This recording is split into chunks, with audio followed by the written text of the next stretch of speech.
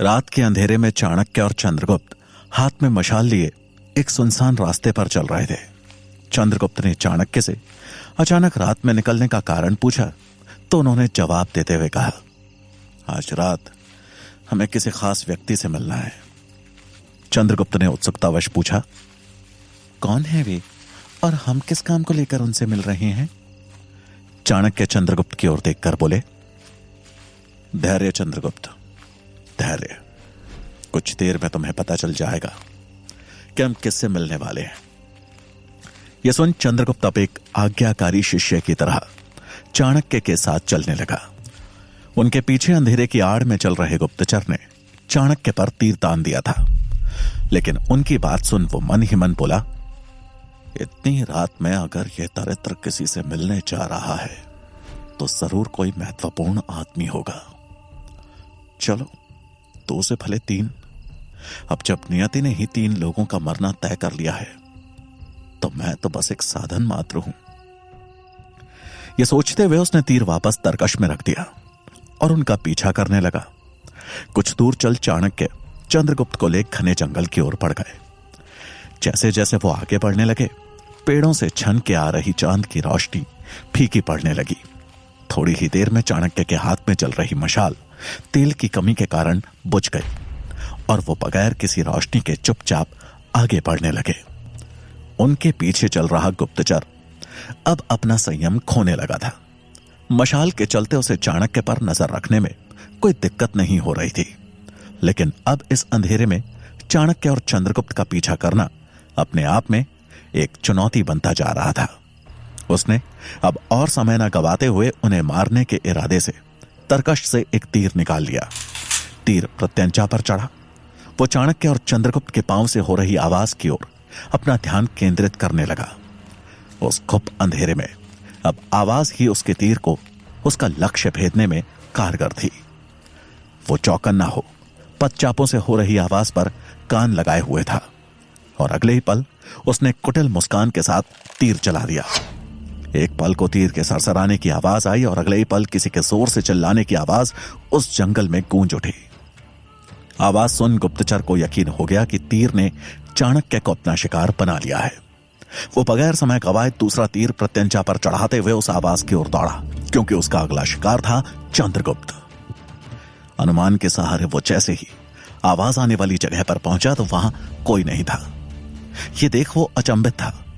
उसने तुरंत अपना धनुष कंधे पर लटकाया और कमर में लगी तलवार खींच बगैर कोई आवाज किए आगे बढ़ने लगा।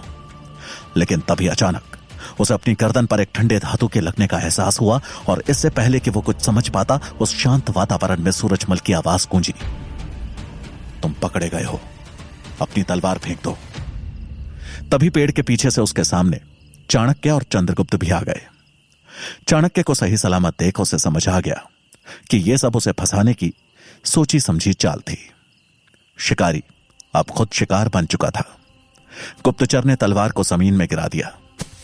चाणक्य ने गुप्तचर की आंखों में आंखें डाल चंद्रगुप्त को संबोधित करते हुए कहा, चंद्रगुप्त, तुमने प्रश्न किया था ना कि हमें किससे मिलना है, तो यही है वो आदमी जिससे हम मिलने वाले थे। चंद्रगुप्त को आचार्य की धैर्य रखने वाली बात समझ आ गई थी। चाणक्य ने अब उस गुप्तचर से प्रश्न करते हुए कहा, जो मसाई सैनिक अपना अधूरा काम करके लौट गया था, वो तो शायद अब जीवित भी नहीं होगा। उसकी जगह तुमने ली है। तुम्हें मारने नहीं, नजर रखने के लिए भेजा गया था। मारने का निर्णय तुम्हारा अपना था, वरना यह तीर कल रात ही चल चुका होता। तो कौन है वो जो हम पर अपनी दृष्टि बनाए रखना चाहता है? गुप्तचर की आंखों में मृत्यु का भय दिखने लगा था। उसके होंठ कांप रहे थे, लेकिन उन होठों से शब्द नहीं निकले। चाणक्य ने उसके डर को भांपते हुए कहा, मेरा उद्देश्य तुम्हें मारना नहीं है। ऐसा कहते हुए उन्होंने जंगल में बने पतले से रास्ते की ओर इशारा करते हुए कहा, यह रास्ता देख रहे हो, यह तुम्हारी मुक्ति का रास्ता है। इस रास्ते पर आज रात भर चलोगे तो सवेरे एक नगर तक पहुंच जाओगे, जहां पर तुम एक नए जीवन की शुरुआत कर सकते हो। मगध वापस जाओगे तो भी मृत्यु ही मिलेगी। चुनाव अब तुम्हारे हाथ में है। शर्त बस इतनी है कि अपने स्वामी का नाम बता दो और यह तलवार तुम्हारी गर्दन से हट जाएगी। यह सुन गुप्तचर ने एक बार उस रास्ते की तरफ देखा। वो असमंजस में था। उसे समझ नहीं आ रहा था कि क्या करे और क्या ना करे। उसने कुछ सोच बोलने के लिए अपना मुंह खोला, लेकिन फिर तुरंत बड़ी चालाकी से सूरजमल की तलवार की धार से खुद को अलग कर उसे एक धक्का दे दिया और विपरीत दिशा में कूद गया। यह देख चंद्रगुप्त ने अपनी कटार निकाल ली। वो निशाना साध उसके पांव पर वार करने ही वाला था कि चाणक्य ने उसे रोकते हुए कहा, रुको। वो भाग नहीं रहा है, बस स्वाभिमान पूर्वक मरना चाहता है। चाणक्य का यह वाक्य पूरा हुआ ही था कि उस गुप्तचर ने अपने गले में लटक रही माला को तोड़ उसमें पिरोई एक छोटी सी शीशी को मुंह में डाल दिया। इससे पहले कि सूरजमल अपने आप को संभाल उसे ऐसा करने से रोकता, वो उस विष की शीशी से निकला विष अपने शरीर के अंदर निगल चुका था। अगले ही पल उसके मुंह से झाग निकलने लगे और कुछ ही क्षणों में उसकी मृत्यु हो गई। चंद्रगुप्त यह देख हैरान था। उसने चाणक्य से सवाल करते हुए कहा, आचार्य, अगर यह हमें अपने स्वामी का नाम बता देता तो क्या हम सच में से छोड़ देते? उस मृत गुप्तचर को देख चाणक्य बोले, उससे बात कर मुझे समझ आ गया था कि वो कभी अपना भेद नहीं खोलता। इसे भले ही मेरे दुश्मनों ने भेजा हो, लेकिन इसकी स्वामी भक्ति तुम्हारे लिए एक सीख है चंद्रगुप्त। ये चाहता तो अपने स्वामी का नाम बता के एक नए जीवन की शुरुआत कर सकता था, लेकिन उसके लिए उसकी स्वामी भक्ति और स्वाभिमान दोनों ही महत्वपूर्ण थे। इसलिए उसने हमारी तलवार के बजाय विष खाकर स्वाभिमान से मर जाना ही ठीक समझा। चाणक्य की बात सुनते हुए चंद्रगुप्त लगातार उस मृत गुप्तचर को ही देखे जा रहा था। अब चाणक्य सूरजमल की ओर देखते हुए बोले, इसने तो कुछ नहीं बताया, लेकिन मगध में शंभू काका को संदेश भिजवाना जरूरी है। जो तक्षशिला में मुझे मारने के लिए मसाई सैनिक या गुप्तचर भेज सकता है, उसकी नजरें जरूर शंभू काका और उनके मित्र रक्षा मंत्री शक्टार पर भी होंगी। तक्षशिला से कई 100 योजन दूर मगध में आज चाणक्य के हितैषी और खाद्य मंत्री शंभुनाथ अपने मित्र और रक्षा मंत्री शक्टार के साथ राज्य भ्रमण पर निकले थे। शक्टार आज पाटलिपुत्र के बाहरी किनारे पर बने शस्त्रागार का मुआयना करना चाहते थे, लेकिन इसके साथ ही वो शंभुनाथ से मिल चाणक्य की खबर भी लेना चाहते थे। इसी प्रयोजन से उन्होंने शंभुनाथ को आमंत्रण देकर अपने साथ चलने को कहा। दोनों एक रथ पे सवार हो पाटलिपुत्र के मध्य से होकर गुजर रहे थे। उनको देख नगरवासी तुरंत ही अपने सर अभिवादन में झुका रहे थे। तभी एक आदमी सैनिकों के घेरे को चीरते हुए अचानक से उनके रथ के आगे लेट गया और गिड़गिड़ाते हुए बोला, मंत्री जी, मेरे बच्चे को बचा लीजिए, उसे क्षमा कर दीजिए। अभी उम्र ही क्या है उसकी, उसके बदले मुझे फांसी पे चढ़ा दीजिए, मैं सजा भुगतने को तैयार हूं। ये देख शंभुनाथ और शक्टार दोनों दंग रह गए। वो आदमी लगातार गिड़गिड़ाए जा रहा था और अपने बेटे की जान की भीख मांगे जा रहा था। अगले ही पल कुछ सैनिकों ने तुरंत उसको खींचते हुए रास्ते से हटा दिया, लेकिन उसकी आवाज अभी भी दर्द से गूंज रही थी। अपने बेटे की मौत का भय उसकी आंखों में दिख रहा था। मंत्री शक्टार ने तुरंत ही प्रमुख सैनिक को बुलाकर पूछा, क्या बात है, इसके बेटे को किसने सजा दी है? प्रमुख सैनिक जवाब देते हुए बोला, इस व्यवधान के लिए क्षमा करें मंत्री महोदय। इस आदमी के पुत्र ने कर देने से मना किया था, जिसके लिए उसे मृत्युदंड की सजा स्वयं महाराज ने सुनाई है। राजा धनानंद के फैसले को बदलना या उस पर सवाल करने की हिम्मत पूरे मगध में किसी को नहीं थी। इसलिए शक्टार और शंभुनाथ दोनों चुप हो गए। यह अत्याचार उनको गिलानी में डाल रहा था, लेकिन उनके हाथ बंधे हुए थे। प्रमुख सैनिक के आदेश पर रथ फिर से आगे बढ़ चला। शक्टार और शंभुनाथ के चेहरों पे चिंता की रेखाएं झलक आई थी। कुछ देर शांत रहने के बाद शक्टार ने अचानक शंभुनाथ की तरफ देखते हुए धीमे से कहा, आचार्य, चाणक्य की तरफ से कोई सूचना मिली क्या? यह बोलते वक्त उनकी आवाज इतनी धीमी थी कि रथ चला रहा सारथी भी कुछ नहीं सुन पाया। अभी तक तो नहीं, लेकिन उम्मीद है जल्द ही कोई सूचना प्राप्त हो सकती है। शंभुनाथ ने भी दबे स्वर में जवाब दिया, कोई अच्छी सूचना मिले तो अच्छा है, नहीं तो मगध तो पूरी सूचनाओं से ही भरा है। धनानंद का अत्याचार दिन प्रतिदिन बढ़ता ही जा रहा है। अब आचार्य चाणक्य ही उम्मीद की किरण दिख रहे हैं मुझे। शक्टार ने चिंता जताते हुए दबे स्वर में कहा। उनका रथ कुछ आगे बढ़ा ही था कि तभी उन्हें एक तरफ से आते महामंत्री अमात्य दिखाई दिए, जो अपने रथ पे बैठ राजमहल की तरफ लौट रहे थे। अमात्य की नजर जब रथ पर एक साथ बैठे शक्टार और शंभुनाथ पर पड़ी तो उनकी त्योरियां चढ़ गई। अपने रथ को उनके समीप ही रोकने का आदेश दे वो कुटिल मुस्कान के साथ बोले, रक्षा मंत्री के साथ मगध के खाद्य मंत्री? यह कैसा संयोग देख रहा हूं मैं। मंत्री शक्टार भी हल्की मुस्कान के साथ बोले, रक्षा सैनिकों से जुड़ी है और सैनिकों का अच्छा स्वास्थ्य खाद्य से, तो यह संयोग नया तो नहीं कह सकते महामंत्री जी। वैसे आप अपने साथ इतना बड़ा सैनिकों का जत्था लिए कहां से लौट रहे हैं? क्या अब आपको अपना ही राज्य सुरक्षित नहीं लग रहा, जो इतने सारे सैनिकों के साथ निकलना पड़ रहा है? शक्टार का आखिरी वाक्य अमात्य को किसी तीर की तरह चुभ गया। अपने भावों को काबू कर वो बोले, किसी को सुरक्षित कराना तो आपका जिम्मा है शक्टार जी। जहां तक मुझे दिख रहा है, मेरे साथ इतने बड़े सैन्य बल का आना कहीं ना कहीं रक्षा मंत्री के तौर पे आपकी योग्यता पे सवाल खड़े कर रहा है। शक्टार को भी यह बात बड़ी बुरी लगी, क्योंकि महामंत्री अमात्य ने सीधा उनकी पद प्रतिष्ठा पे सवाल खड़े कर दिए थे। शंभू काका ने बागडोर अपने हाथ में ले तंज कसते हुए अमात्य को जवाब दिया, मेरे अनुभव में राज्य के लोगों को सुरक्षित रखना एक रक्षा मंत्री की जिम्मेदारी है, लेकिन अगर इंसान खुद ही अपने लिए खतरा पैदा करता रहे तो इसमें भला ये क्या कर सकते हैं। यह सुन अमात्य का चेहरा पीला पड़ गया, लेकिन उन्होंने बड़ी चालाकी से अपने भावों को काबू में कर लिया और एक बनावटी मुस्कान के साथ बोले, सवाल रक्षा का है, खाद्य का नहीं। इसलिए रक्षा मंत्री को याद दिलाना चाहता हूं कि खतरा पूरे मगध पे मंडरा रहा है। बहुतों की नजर है मगध की गद्दी पर। मुझे उम्मीद है आपने उन्हें रोकने की उचित योजनाएं बना रखी होंगी, वरना आपको तो पता ही होगा कि जब पद छूटता है तो वो अपने साथ इंसान की प्रतिष्ठा भी लेकर चला जाता है। यह सुन शक्टार ने पलटवार करते हुए कहा, उसकी चिंता आप ना करें महामंत्री जी, हमारी योजनाएं गहरी भी हैं और अभेद्य भी। रही बात मान प्रतिष्ठा की, तो इसकी चिंता उन्हें होती है जिनके पास खोने के लिए कुछ होता है। इसलिए मुझे व्यक्तिगत हित के बारे में सोचना नहीं आता। मैं जो भी कदम लेता हूं राज्य हित में लेता हूं। अब आज्ञा हो तो सांझ से पहले राज्य का दौरा पूरा करना चाहता हूं। अमात्य ये सुन खुद कर रह गए। उन्होंने सर हिलाकर हामी भरी। शक्टार और शंभू काका दोनों ने अमात्य को नमन किया और आगे बढ़ गए।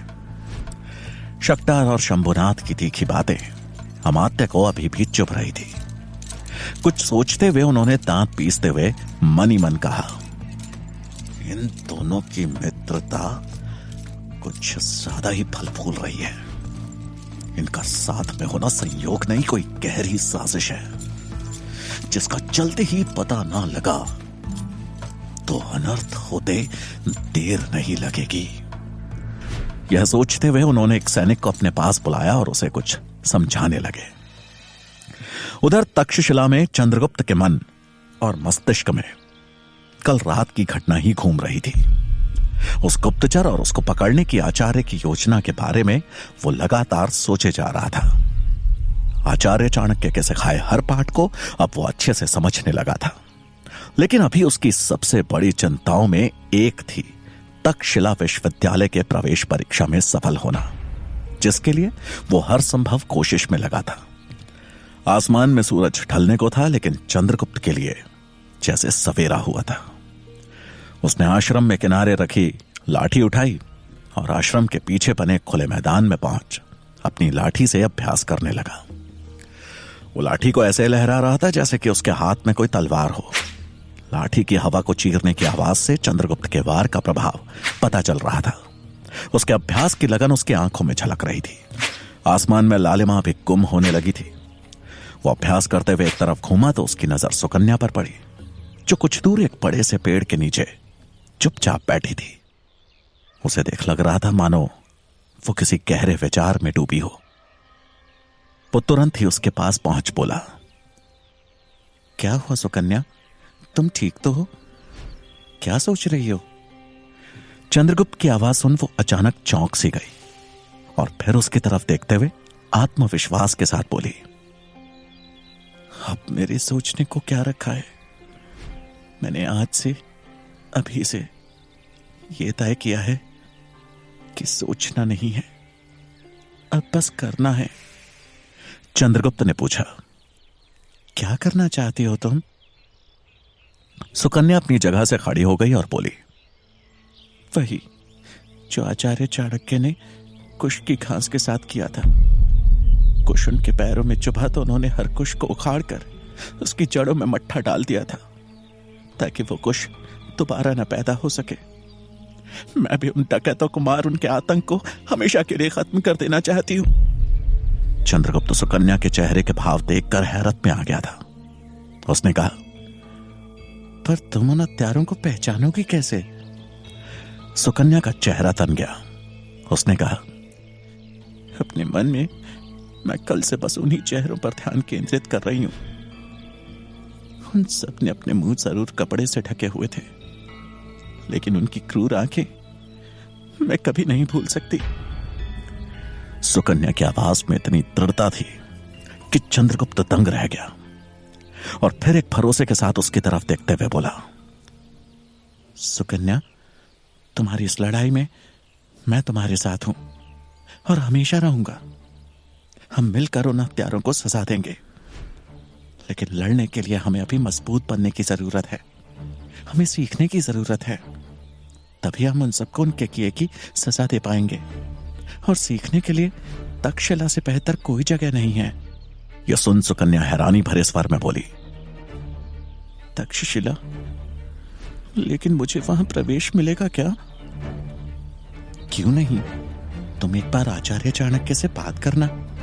उनके पास हर समस्या का समाधान होता है। मुझे भरोसा है कि वो तुम्हारी मदद जरूर करेंगे। यह सुन सुकन्या के चेहरे पर हल्की सी मुस्कान उभर आई। उसे अब चंद्रगुप्त में एक बहुत अच्छा दोस्त नजर आ रहा था, जो उसके साथ हर कदम रहने वाला था। चंद्रगुप्त ने वहीं पास में रखा अपना डंडा उठाकर उसको देते हुए कहा, आचार्य का कहना है कि तक्षशिला में प्रवेश पाना आसान नहीं है।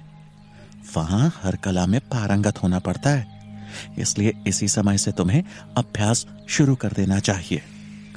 यह सुन सुकन्या ने हामी भरी और डंडा हाथ में ले मैदान की तरफ चल दी।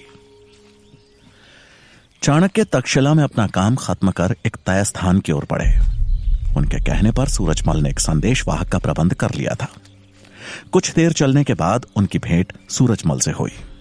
उन्होंने सूरजमल को ताड़पत्र पर लिखे संदेश को सौंपते हुए दूर बैठे संदेशवाहक की ओर देखते हुए पूछा, क्या यह संदेशवाहक विश्वसनीय है? सूरजमल ने हां में जवाब दिया और ताम्रपत्र को हाथ में लेकर देखा तो वो खाली था। उसमें कोई लिखावट नहीं दिख रही थी। खाली पत्र देख उसने सवाल करते हुए चाणक्य से कहा, यह कैसा संदेश है आचार्य? यह पत्र तो कोरा है। चाणक्य उसकी बात सुन मुस्कुराए और बोले, कोरा नहीं है, बस तुम्हें कुछ नहीं दिख रहा है। लेकिन जब यह पत्र शंभू काका के पास पहुंचेगा तो उन्हें उनका संदेश मिल जाएगा। सूरजमल ने उस कोरे पत्र पर फिर से एक बारीक नजर दौड़ाई, लेकिन उसे फिर भी कुछ ना दिखा, ना समझ आया। संदेश हाथ में ले वो जैसे ही संदेशवाहक को आवाज देने लगा तो चाणक्य ने उसे रोक दिया और बोले, उसे यहां बुलाने की आवश्यकता नहीं है, संदेश पत्र वहीं जाकर सौंप दो। सूरजमल के मुख पर प्रश्नवाचक चिन्ह देखकर चाणक्य ने उसका संदेह दूर करते हुए कहा, सूरजमल, मेरी खुली शिखाही मेरी पहचान है। अगर यह संदेशवाहक पकड़ा गया तो पत्र भेजने वाले का हुलिया देते हुए बस यही बता पाएगा कि उसे यह पत्र एक ब्राह्मण नौजवान ने सौंपा था जिसकी शिखा बंधी हुई थी। और रही बात पत्र की, तो वो तो पहले से कोरा है, उसे देख भला किसी को क्या पता चलेगा। चाणक्य की बुद्धिमानी देख सूरजमल मुस्कुरा दिया और पत्र ले संदेशवाहक की ओर बढ़ गया। चाणक्य दूर खड़े हो सूरजमल को संदेशवाहक को पत्र दे कुछ समझाते हुए देख रहे थे। उनके मुख पे गंभीरता थी, क्योंकि इस पत्र का शंभू काका तक पहुंचना बहुत जरूरी था। चाणक्य सूरजमल के साथ आश्रम लौटे तो चंद्रगुप्त और सुकन्या बाहर ही बैठे थे, जैसे कि वो उनका ही इंतजार कर रहे हों। रात्रि का पहला प्रहर शुरू होने को था। आसमान से प्रकाश लगभग क्षीण हो चुका था। चाणक्य को देख दोनों तुरंत खड़े हो गए। चाणक्य चंद्रगुप्त के पास आकर उसके कंधे पर हाथ रखते हुए बोले, तक्षशिला में तुम्हारा प्रवेश आसान नहीं रहने वाला है चंद्रगुप्त। तुम्हें प्रवेश ना मिल सके इसके लिए आचार्य गजानन परीक्षा को कठिन से कठिन बनाने के हर संभव प्रयास में लगे हैं। इसलिए दुगनी मेहनत से अभ्यास में लग जाओ। अपने शरीर, चित्त और मन को स्थिर रखकर परीक्षा की तैयारी करो। चंद्रगुप्त ने हामी भरी। चाणक्य उसे समझा आश्रम में अंदर की तरफ जाने लगे कि तभी सुकन्या उनके मार्ग में आकर खड़ी हो गई और बड़ी विनम्रता से बोली, आचार्य, मुझे आपसे कुछ कहना था। आचार्य उसकी तरफ देखते हुए बोले, कहो सुकन्या, क्या बात है? सुकन्या साहस जुटाते हुए दृढ़ता से बोली, आचार्य, मुझे भी तक्षशिला की प्रवेश परीक्षा देनी है। मुझे भी वहां अध्ययन करना है, शस्त्र और शास्त्र का ज्ञान हासिल करना है। सुकन्या की बात सुनकर आचार्य अचंभित रह गए और हैरानी में बोले, लेकिन क्यों? सुकन्या अब थोड़ी हिचकिचा गई। उसे समझ नहीं आया कि वो क्या जवाब दे। वो हड़बड़ाहट में बोली, मुझे लेकिन चाणक्य ने जैसे उसे पढ़ लिया हो और थोड़ा गंभीर होते हुए बोले, तुम्हारा लक्ष्य ही स्पष्ट नहीं है सुकन्या, तो फिर तुम तैयारी किस बात की करोगी? उनकी बात सुनकर मानो सुकन्या के मुंह में जबान आ गई और वो तुरंत बोल उठी, मुझे अपने माता पिता की मृत्यु का बदला लेना है आचार्य। यह सुन चाणक्य थोड़ी देर तक उसका चेहरा देखते रहे और फिर कुछ सोचते हुए बोले, और उसके पश्चात क्या करोगी तुम? सुकन्या एक बार फिर संशय में आ गई। उसे फिर नहीं समझ में आया कि वो अब क्या जवाब दे। उसके संशय को भांपते हुए आचार्य बोले, सुकन्या, छोटे लक्ष्यों का कद भी छोटा होता है और सही मायनों में देखा जाए तो तुम्हारे जीवन का कोई लक्ष्य ही नहीं है। तुम्हें सिर्फ प्रतिशोध लेना है। लक्ष्य हमेशा बड़ा होना चाहिए और बड़े लक्ष्य की प्राप्ति के लिए अच्छी शिक्षा की आवश्यकता होती है और साथ ही एक योग्य गुरु की भी। तभी जीवन सफल होता है। सुकन्या झट से बोली, इसीलिए तो मैं तक्षशिला में प्रवेश लेना चाहती हूं। असंभव है, आचार्य ने बिना लाग लपेट के मना करते हुए कहा, जिसे सुन वो हैरान रह गई। पास खड़ा चंद्रगुप्त भी हैरान था। सुकन्या ने अपनी बात रखते हुए कहा, क्यों आचार्य? जो परीक्षण चंद्र देगा वही मैं भी दे दूंगी। नहीं सुकन्या, तक्षशिला में लड़कियों को शिक्षा नहीं दी जाती। तक्षशिला में तुम्हारा पढ़ना असंभव है। ऐसा कह चाणक्य आगे बढ़ गए। सुकन्या वहां ठगी सी खड़ी रह गई। उसके चेहरे पर एक साथ मायूसी, गुस्सा और उदासी के भाव उभर आए। एक ही पल में उसके सारे सपने चूर हो गए। उसे देख चंद्रगुप्त को भी लगा कि उसने सुकन्या को तक्षशिला में प्रवेश लेने के लिए उत्साहित कर बहुत बड़ी भूल कर दी थी।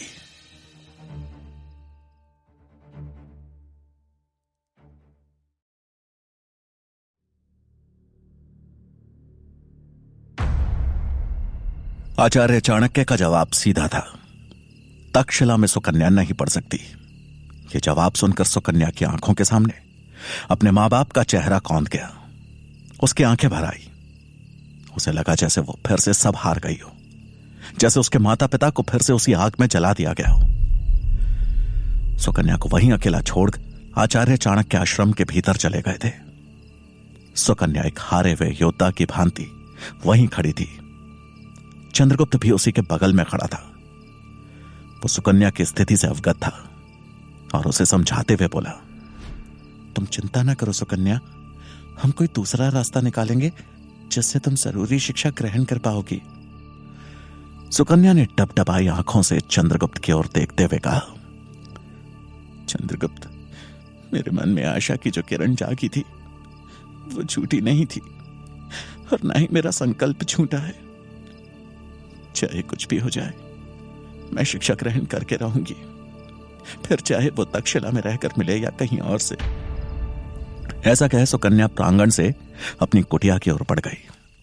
उस पूरी रात आश्रम में आचार्य चाणक्य, चंद्रगुप्त और सुकन्या में से किसी को नींद नहीं आई। अगली सुबह आचार्य आश्रम से बाहर निकले और हर रोज की तरह स्नान करने के लिए नदी की तरफ चल दिए। तभी रास्ते में उन्हें एक आवाज सुनाई दी, मानो कोई पत्थर पे कुछ घिस रहा हो। आचार्य आवाज की दिशा की ओर बढ़े तो देखा कि सुकन्या एक बड़े पत्थर पे धातु के कुछ टुकड़े घिस रही है। आचार्य ये देख हैरान रह गए। उन्होंने सुकन्या से उत्सुकतावश पूछा, क्या कर रही हो सुकन्या? शस्त्रों का निर्माण, सुकन्या ने जवाब देते हुए कहा। उसके बाद सुन आचार्य को झटका सा लगा और वो बोले, ये कैसा खेल है? बिना किसी ज्ञान के तुम भला शस्त्र निर्माण कैसे करोगी? आचार्य चाणक्य का जवाब सीधा था, तक्षशिला में सुकन्या नहीं पढ़ सकती। यह जवाब सुनकर सुकन्या की आंखों के सामने अपने मां बाप का चेहरा कौंध गया। उसकी आंखें भर आई। उसे लगा जैसे वो फिर से सब हार गई हो, जैसे उसके माता पिता को फिर से उसी आग में जला दिया गया हो। सुकन्या को वहीं अकेला छोड़ आचार्य चाणक्य आश्रम के भीतर चले गए थे। सुकन्या एक हारे हुए योद्धा की भांति वहीं खड़ी थी। चंद्रगुप्त भी उसी के बगल में खड़ा था। वो सुकन्या की स्थिति से अवगत था और उसे समझाते हुए बोला, तुम चिंता ना करो सुकन्या, हम कोई दूसरा रास्ता निकालेंगे जिससे तुम जरूरी शिक्षा ग्रहण कर पाओगी। सुकन्या ने डबडबाई आंखों से चंद्रगुप्त की ओर देखते हुए कहा, चंद्रगुप्त, मेरे मन में आशा की जो किरण जागी थी वो झूठी नहीं थी, और ना ही मेरा संकल्प झूठा है। चाहे कुछ भी हो जाए, मैं शिक्षा ग्रहण करके रहूंगी, फिर चाहे वो तक्षशिला में रहकर मिले या कहीं और से। ऐसा कहे सुकन्या प्रांगण से अपनी कुटिया की ओर बढ़ गई। उस पूरी रात आश्रम में आचार्य चाणक्य, चंद्रगुप्त और सुकन्या में से किसी को नींद नहीं आई। अगली सुबह आचार्य आश्रम से बाहर निकले और हर रोज की तरह स्नान करने के लिए नदी की तरफ चल दिए। तभी रास्ते में उन्हें एक आवाज सुनाई दी, मानो कोई पत्थर पे कुछ घिस रहा हो। आचार्य आवाज की दिशा की ओर बढ़े तो देखा कि सुकन्या एक बड़े पत्थर पे धातु के कुछ टुकड़े घिस रही है। आचार्य ये देख हैरान रह गए। उन्होंने सुकन्या से उत्सुकतावश पूछा, क्या कर रही हो सुकन्या? शस्त्रों का निर्माण, सुकन्या ने जवाब देते हुए कहा। उसके बाद सुन आचार्य को झटका सा लगा और वो बोले, ये कैसा खेल है? बिना किसी ज्ञान के तुम भला शस्त्र निर्माण कैसे करोगी? उनकी बात को पकड़ते हुए सुकन्या बोली, आचार्य, बिना शिक्षा के भला मैं भी कैसे अपना लक्ष्य निर्धारण करूंगी? और मुझे कैसे पता चलेगा कि मुझे आगे क्या करना है और किस प्रकार अपने लक्ष्य को बढ़ाकर राष्ट्र निर्माण के लिए उपयोग में लाना है? सुकन्या के उत्तर ने आचार्य के चेहरे पर एक मुस्कान बिखेर दी और वो बोले,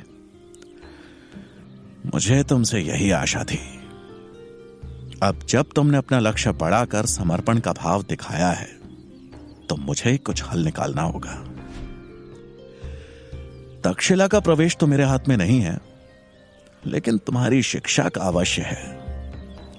चाणक्य की बात सुन सुकन्या ने उनको नमन किया और बोली, आचार्य, मुझे बस शिक्षा ही चाहिए और शिक्षा के लिए आवश्यक है एक शिक्षक, न कि तक्षशिला। और आपसे बेहतर शिक्षक और कोई नहीं हो सकता। चाणक्य ने उसको आशीर्वाद दिया और बोले, मैं कुछ सोचता हूं, तुम आश्रम लौट जाओ। आचार्य की बात सुन सुकन्या के मुंह पर एक संतोष का भाव था और वो खुशी खुशी आश्रम की तरफ बढ़ गई। सूर्योदय हो चुका था।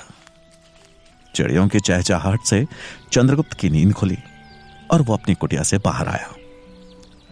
चंद्रगुप्त को देखकर सूरजमल बोला, चलो चंद्रगुप्त, आज तुम्हें तीरंदाजी का अभ्यास करना है। यह सुनकर चंद्रगुप्त का मुख खिल उठा, क्योंकि आखिरकार उसे सूरजमल द्वारा धनुष विद्या का ज्ञान जो प्राप्त होने वाला था। तभी चंद्रगुप्त की भेंट सुकन्या से हुई, जिसका चेहरा खिला हुआ था। उसकी हंसी देख जब चंद्रगुप्त ने कारण पूछा तो सुकन्या ने एक ही सांस में आचार्य से हुई बात कह डाली। कुछ समय पश्चात चंद्रगुप्त और सुकन्या सूरजमल के साथ आश्रम से कुछ दूर एक मैदान में थे। उस मैदान में कई तरह के अस्त्र शस्त्र रखे हुए थे। सूरजमल ने शस्त्रों से एक धनुष उठाया और चंद्रगुप्त को उसे पकड़ा सामने की ओर देखने को कहा। चंद्रगुप्त ने देखा कि एक विशालकाय बरगद के वृक्ष की शाखाओं से छोटी छोटी नकली चिड़िया लटक रही थी। सूरजमल ने चंद्रगुप्त को एक बाण देते हुए कहा, सामने लटक रही चिड़िया ही आज तुम्हारा लक्ष्य है और तुम्हें अपने बाणों से इनको भेदना है। याद रहे, एकाग्रता ही लक्ष्य को भेदने का एकमात्र उपाय है। चंद्रगुप्त ने ठीक सूरजमल के कहे अनुसार जैसे ही बाण छोड़ा, वो जाकर दूसरी दिशा में गिर गया। इससे चंद्रगुप्त और सुकन्या थोड़े मायूस हो गए। सूरजमल ने चंद्रगुप्त से कहा, दोबारा प्रयास करो, अगला बाण उठाओ।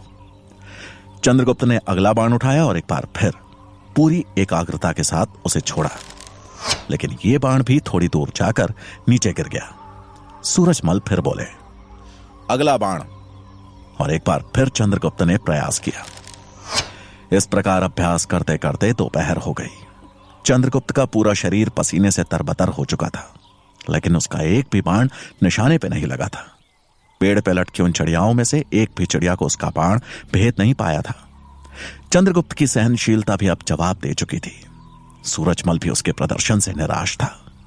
चंद्रगुप्त बोला, क्या मैं किसी और शस्त्र का अभ्यास नहीं कर सकता? सूरजमल बोले, नहीं चंद्र, अगर तुम्हें तक्षशिला में प्रवेश पाना है तो हर शस्त्र में कौशल अनिवार्य है। हताशा चंद्रगुप्त पर हावी हो चुकी थी। वो दोबारा अभ्यास करने की स्थिति में नहीं था। सुकन्या से यह सब देखा नहीं गया और तभी उसके मन में एक विचार आया। उसने साथ लाए खाने की पोटली से एक सेब निकाला और वहां रखे शस्त्रों में से एक कटार उठा ली। अगले ही पल वो भागते हुए बरगद के पेड़ के नीचे जाकर खड़ी हो गई और सेब को अपने सर पे रखकर चिल्लाई, चंद्रगुप्त, अब लगाओ निशाना। चंद्रगुप्त और सूरजमल ने उसकी तरफ देखा तो हैरान रह गए। सूरजमल ने घबरा कर आवाज लगाई, सुकन्या, तुम ये ठीक नहीं कर रही हो। चंद्रगुप्त का निशाना अभी कच्चा है। अगर गलती से बाण इधर उधर हो गया तो तुम्हारे प्राण संकट में पड़ सकते हैं। सुकन्या ने दृढ़ता के साथ जवाब दिया, मुझे कुछ नहीं होगा आचार्य, मुझे विश्वास है कि चंद्रगुप्त सही निशाना लगाएगा। चंद्रगुप्त घबराते हुए बोला, नहीं सुकन्या, मैं तुम्हारे प्राणों को संकट में नहीं डाल सकता। तभी सुकन्या ने कटार अपनी गर्दन पर रख दी और बोली, यदि तुमने निशाना नहीं लगाया तो यह कटार मेरे गले के आर पार हो जाएगी। तुम्हारे पास बहुत कम समय है चंद्र, इससे पहले यह कटार मेरे गले के पार जाए, निशाना लगाओ। सूरजमल और चंद्रगुप्त सुकन्या की यह जिद देखकर हैरान थे। सुकन्या बड़ी तेजी से कटार को अपनी गर्दन में चुभा रही थी। उसकी आंखों में आंसू आ चुके थे। चंद्रगुप्त से यह देखा नहीं गया और उसने एक बार फिर बाण उठाकर उसे धनुष पर चढ़ाया और धीरे से प्रत्यंचा को खींचा। सूरजमल कभी सुकन्या तो कभी चंद्रगुप्त को देख रहा था। चंद्रगुप्त ने पूरी एकाग्रता के साथ अपना ध्यान सुकन्या के सर पर रखे सेब पर केंद्रित किया। एक पल के लिए उसने अपनी आंख बंद करी और जब आंख खोली तो सामने सिर्फ सेब दिखाई दे रहा था। एक गहरी सांस लेते हुए उसने तेजी के साथ बाण छोड़ दिया। उसके बाण छोड़ते ही सूरजमल सुकन्या की तरफ मुड़ा तो वहां का दृश्य देख अवाक रह गया। सुकन्या सकुशल थी और चंद्रगुप्त द्वारा छोड़े गए बाण ने सेब को दो टुकड़ों में काट कर रख दिया था। सुकन्या उस स्थान से हट गई और चंद्रगुप्त ने फिर से बाण उठाए और एक एक करके पेड़ पर लटकी सभी चिड़ियाओं को अपने बाणों से भेद दिया। सूरजमल यह देखकर बहुत प्रसन्न हुआ और बोला, तुम्हारा आज का अभ्यास पूरा हुआ चंद्रगुप्त। अब सुकन्या भी चंद्रगुप्त के साथ थी। चंद्रगुप्त ने उसे देख मानो आंखों ही आंखों में उसका धन्यवाद किया। चंद्रगुप्त और सुकन्या मुड़कर आश्रम की तरफ जाने को हुए, तभी सूरजमल ने पीछे से आवाज लगाई, चंद्रगुप्त तेजी से पीछे पलटा तो देखा कि सूरजमल ने एक सेब हवा में उछाल दिया था। चंद्रगुप्त ने तुरंत अपने धनुष से निशाना साधा और उस सेब को हवा में ही छलनी कर दिया। यह देख सुकन्या और सूरजमल का चेहरा खिल उठा। चंद्रगुप्त के अंदर मानो एक नई ऊर्जा का संचार हो चुका था। ठीक उसी वक्त वहां से कई 100 योजन दूर मगध की राजधानी पाटलिपुत्र में अमात्य अपनी कक्ष में बैठे किसी विषय पर गंभीर चिंतन कर रहे थे। तभी उनके कक्ष में उनका एक सेवक भागते हुए आया और बोला, महामंत्री जी, एक सैनिक किसी गुप्त सूचना के साथ मंत्री शंभुनाथ के कक्ष की तरफ बढ़ रहा है। आपका आदेश हो तो क्या हम उसे यहां पकड़ कर ले आए? नहीं, यह बोल अमात्य खुद तेज कदमों से शंभुनाथ के कक्ष की तरफ बढ़ चले। संदेश ले जा रहा सैनिक शंभुनाथ के कक्ष के बाहर पहुंच चुका था। उसके हाथ में एक ताड़पत्र था जिसे चाणक्य ने ही एक संदेश वाहक के द्वारा भिजवाया था। कक्ष में शंभुनाथ के साथ मंत्री शक्टार भी मौजूद थे। वो सैनिक उस ताड़पत्र के साथ अंदर प्रवेश करने ही वाला था कि तभी पीछे से आवाज लगाकर अमात्य ने उसे रोक दिया। यह सुन शंभुनाथ और शक्टार भी कक्ष से बाहर निकल आए। अमात्य ने पास आते ही सैनिक के हाथ से वो ताड़पत्र छीन लिया और कठोर आवाज में पूछा, किसके लिए है यह संदेश? ये देख वहां खड़े शंभुनाथ और शक्टार हैरान रह गए। मंत्री शंभुनाथ के लिए, सैनिक ने नजर नीची करते हुए जवाब दिया।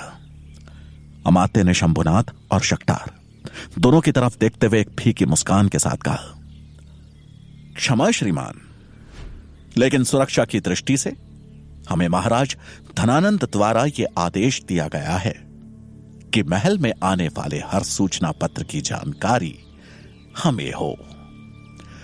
यह सुन शंभुनाथ और शक्टार दोनों के होश उड़ गए। उन्हें मालूम चल चुका था कि यह संदेश अवश्य ही चाणक्य ने भेजा होगा, लेकिन संदेश को अमात्य के हाथ में जाते देख उनके माथे पे चिंता की रेखाएं उभरने लगी। वो अमात्य को रोकना चाहते थे, लेकिन स्थिति की गंभीरता को समझ उन्होंने चुप रहना ही ठीक समझा।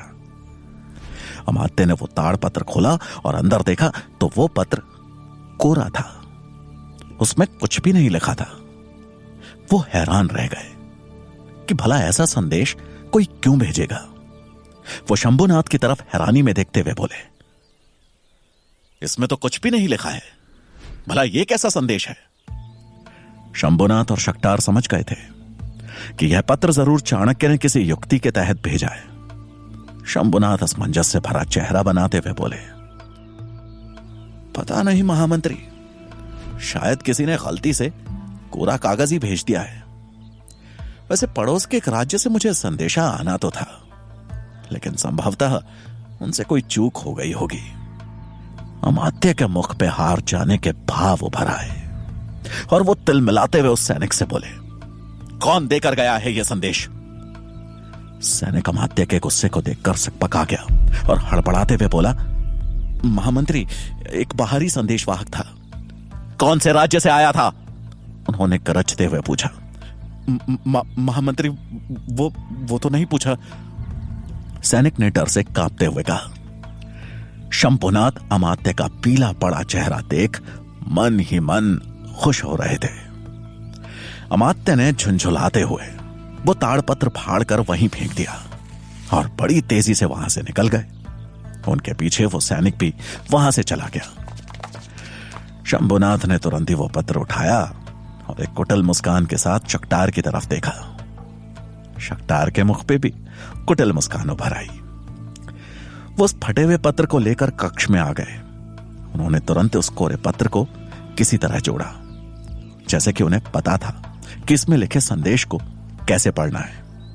उस पत्र को जोड़ शंभुनाथ उसे एक जलते हुए दिए के पास ले गए और जैसे ही उस दिए के सामने उस ताड़पत्र को रखा, पीछे से पड़ती रोशनी में उसमें लिखा हर एक शब्द कुंदन की तरह दमकने लगा। शंभुनाथ और शक्टार दोनों के चेहरे खुशी से खिल गए। शक्टार ने गंभीर होते हुए दबी आवाज में कहा, आचार्य चाणक्य की सूझबूझ की दाद देनी होगी। अगर यह संदेश इस तरह न भेजते तो आज तो हमारा सारा भेद ही खुल जाता। यह सुन शंभुनाथ ने भी हामी भरी क्योंकि उन्हें भी पता था कि अमात्य बस ऐसे ही एक मौके की प्रतीक्षा कर रहे हैं और आज चाणक्य की चालाकी ने उन्हें बाल बाल बचा लिया था। शंभुनाथ ने संदेश पढ़ना शुरू किया तो उसमें लिखा था, मुझ पे 2 बार जानलेवा हमला हो चुका है। इसका मतलब है कोई हमारे उद्देश्य से परिचित है। आप लोग थोड़ा और सावधान हो जाइए और हर कदम फूंक फूंक के रखिए। संदेश पढ़ शंभुनाथ और शक्तार दोनों चिंतित हो उठे। शंभुनाथ ने तुरंत ही वो ताड़पत्र आग के हवाले कर दिया और शक्तार की तरफ देखते हुए बोले, अमात्य की नजर हम सब पे तो है ही, लेकिन मैं नहीं चाहता कि इस षड्यंत्र का हिस्सा आचार्य चाणक्य की पत्नी यशोधरा बने। अगर अमात्य को उनके पाटलिपुत्र में होने की भनक भी लगी तो अनर्थ हो जाएगा। चाणक्य की चतुराई ने आज शंभु काका और मंत्री शक्तार को बचा लिया था, लेकिन इस बात से अनजान चाणक्य चंद्रगुप्त के प्रवेश को लेकर चिंतित थे। तक्षशिला का नियम था कि प्रवेश परीक्षाएं शुक्ल पक्ष में ही आयोजित होती थी, यानी जिन दिनों चांद दिखता है, खासतौर पर पूर्णिमा के दिन को प्रवेश परीक्षा के लिए सबसे उत्तम माना जाता था। चाणक्य तक्षशिला के पुस्तकालय में पुस्तक खोजते हुए घूम रहे थे, पर पुस्तक खोजने के बजाय उनकी अवस्था बता रही थी कि मानो वो किसी की प्रतीक्षा कर रहे हों। कुछ ही देर में वो पुस्तकालय के एक खंड से दूसरे खंड की ओर बढ़ गए। तभी अपने पीछे किसी के होने की आहट सुन उन्होंने बगैर मुड़े ही सवाल किया, क्या समाचार है? पीछे खड़ा आदमी तक्षशिला का ही एक कर्मचारी था। उसने दबी हुई आवाज में चाणक्य के प्रश्न का उत्तर देते हुए कहा, आचार्य, प्रवेश परीक्षा के लिए बहुत योजनाओं पे काम चल रहा है। उन योजनाओं में आचार्य गजानन और उनके साथ कई पुराने छात्र शामिल हैं। वो लोग मिलकर चंद्रगुप्त की प्रवेश परीक्षा को कठिन से कठिन बनाने का प्रयास कर रहे हैं। कुछ लोग राजकाज से जुड़े प्रश्नों की सूची तैयार कर रहे हैं, तो कुछ तर्कशास्त्र की। दूसरी तरफ एक और कठिन परीक्षा की तैयारी की जा रही है। ऐसा कहते कहते वो आदमी रुक गया। राजकाज या तर्कशास्त्र से जुड़े प्रश्न तो ठीक थे, लेकिन उनके साथ एक और कठिन परीक्षा का नाम सुन चाणक्य के माथे पर उभरी चिंता की लकीरें और गहरी हो गई। वो बगैर मुड़े ही बोले, कौन सी परीक्षा? आचार्य की बात सुन वो आदमी थोड़ा और पास आया और तभी आवाज में उनसे कुछ बोल वहां से चला गया। उसके जाते ही चाणक्य किसी गहरी सोच में पड़ गए और गंभीर हो अपनी उंगलियों पर कुछ गिनने लगे। एक तरफ जहां चाणक्य की दुविधा चंद्रगुप्त को लेकर थी, तो वहीं मगध के वैश्यालय में बैठे अमात्य शंभुनाथ और शक्तार को लेकर चिंतित थे।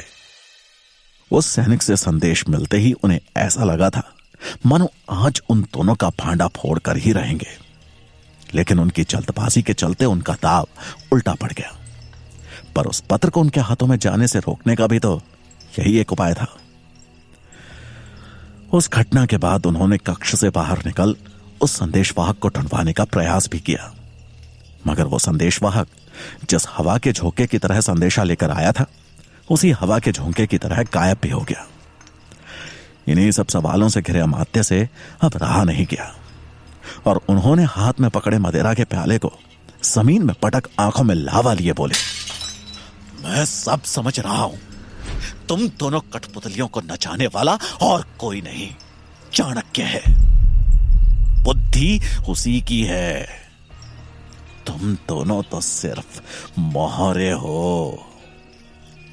तुम्हारे विरुद्ध बस एक प्रमाण, शक्तार और शंभुनाथ। तुम दोनों में से किसी एक के भी विरुद्ध राजद्रोह का एक प्रमाण और फिर तुम दोनों की लगाम मेरे हाथों में होगी।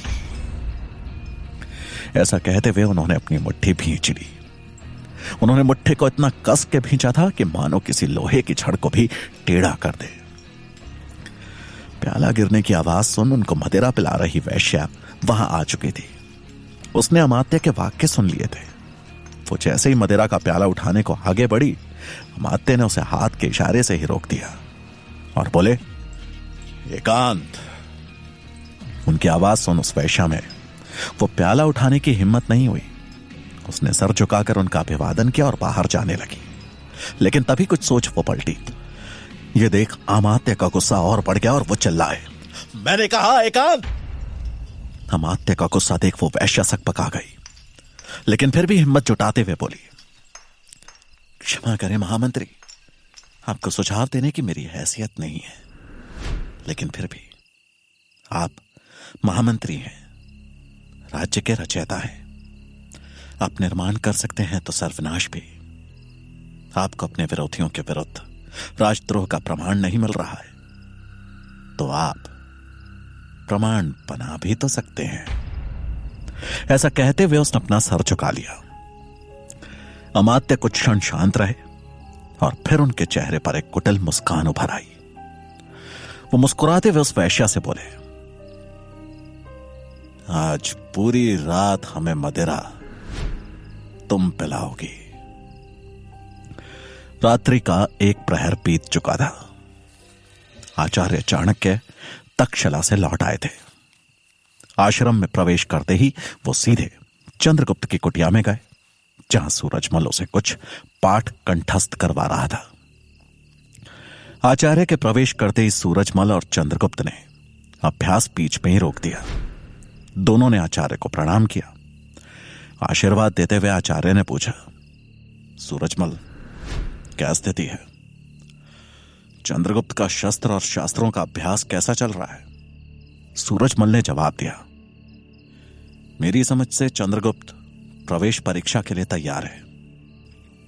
आचार्य संतुष्ट दिखे और उन्होंने चंद्रगुप्त की ओर देखते हुए कहा, तो कल तक्षशिला चलने के लिए तैयार रहो। चंद्रगुप्त ने जैसे ही यह सुना तो उसका शरीर रोमांच से भर उठा। जिस प्रवेश परीक्षा के लिए वो इतने दिनों से प्रयासरत था, आखिरकार वो समय कुछ ही प्रहर दूर था। तभी चंद्रगुप्त को सुकन्या का ध्यान आया। उसे एहसास हुआ कि उसके यहां से चले जाने के बाद सुकन्या अकेली पड़ जाएगी। ये सोच वो मन ही मन बोला, नहीं नहीं, मैं सुकन्या को अकेला छोड़कर नहीं जा सकता। मुझे आचार्य से इस संबंध में बात करनी ही होगी। आचार्य चाणक्य उसकी कुटिया से बाहर निकलने ही वाले थे कि उन्हें रोकते हुए चंद्रगुप्त बोला, किंतु आचार्य, सुकन्या का क्या होगा? उसकी बात सुन आचार्य बोले, तुम बस अपनी तैयारी पे ध्यान दो, और कुटिया से बाहर चले गए। आचार्य का यह व्यवहार देख चंद्रगुप्त को समझ नहीं आया कि वो क्या करे। सुकन्या की चिंता उसके चेहरे पर साफ झलक रही थी। अगली सुबह चंद्रगुप्त जल्दी ही उठ तैयार हो गया। तैयार होकर वो सीधे सुकन्या की कुटिया की ओर गया, लेकिन सुकन्या वहां नहीं थी। चंद्रगुप्त सोच में पड़ गया कि सुकन्या इतनी सुबह कहां जा सकती है। उसने सुकन्या को पूरे आश्रम में खोजा, लेकिन वो कहीं नहीं मिली। तभी उसकी भेंट सूरजमल से हुई। सूरजमल को देख चंद्रगुप्त ने पूछा, सुकन्या कहां है? सूरजमल बोले, इसका उत्तर तुम्हें आचार्य ही दे सकते हैं। चंद्रगुप्त ने जैसे ही यह सुना, वो दौड़कर आचार्य चाणक्य की कुटिया में पहुंच गया। आचार्य वहां तैयार होकर बैठे थे। उन्हें देखते ही चंद्रगुप्त बोला, आचार्य, सुकन्या कहां है? मैंने उसे हर जगह ढूंढा, लेकिन वो कहीं नहीं मिली। उसके बाद सुनकर आचार्य मुस्कुरा उठे और तभी एक लड़के ने कुटिया में प्रवेश किया। चंद्रगुप्त उस नए लड़के को देखकर हैरान था और आचार्य से बोला, ये कौन है आचार्य? क्या ये आपका कोई नया शिष्य है? सुकन्या कहां है? कहीं आपने उसे वापस उसके गांव तो नहीं भेज दिया? चंद्रगुप्त की ओर से आते इतने सारे प्रश्नों को सुन आचार्य बोले, शांत चंद्रगुप्त, पहले इससे मिलो। ये है सुकेतु, मेरा शिष्य, और आज से ये भी तक्षशिला में रहेगा। उसे देख चंद्रगुप्त बोला, तो ये भी प्रवेश परीक्षा देने जा रहा है? आचार्य ने नामे सर हिलाते हुए कहा, नहीं चंद्रगुप्त, ये मेरा शिष्य है, तक्षशिला का नहीं। और ये वहां एक छात्र बनकर नहीं बल्कि सेवक बनकर रहेगा। चंद्रगुप्त आचार्य की बातें सुनकर हैरान था। वो बोला, किंतु सुकन्या वो कहां है? तुम्हारे ठीक सामने चंद्रगुप्त। सुकेतु के मुंह से यह सुनकर चंद्रगुप्त ने ध्यान से उसकी ओर देखा तो सुकेतु के चेहरे पर मुस्कुराहट थी। उसे पहचानते ही चंद्रगुप्त आश्चर्य से बोला, सुकन्या? सुकेतु? अर्थात सुकन्या ही सुकेतु है? यह सुन सुकन्या ने मुस्कुराते हुए हां में सर हिला दिया। चंद्रगुप्त ने आचार्य चाणक्य की ओर देखा तो वो बोले, तक्षशिला में तुम जो भी सीखोगे वो तुम गुप्त रूप से सुकन्या को भी सिखाओगे। चंद्रगुप्त ने हंसते हुए उत्तर दिया, अवश्य आचार्य। चंद्रगुप्त ने सुकन्या की तरफ देखा, जिसके चेहरे पर आत्मविश्वास और तक्षशिला में प्रवेश मिलने की खुशी साफ झलक रही थी। तभी आचार्य बोले, चंद्रगुप्त, मैंने अपना कार्य कर दिया है, अब इसके आगे जो करना है तुम्हें करना है। यदि तुम दोनों को तक्षशिला में रहकर विद्या ग्रहण करनी है तो तुम्हें आज होने वाली प्रवेश परीक्षा में सफल होना होगा। आचार्य की बात सुनते ही चंद्रगुप्त को अचानक से आभास हुआ कि उसके कंधों पर कितनी बड़ी जिम्मेदारी थी।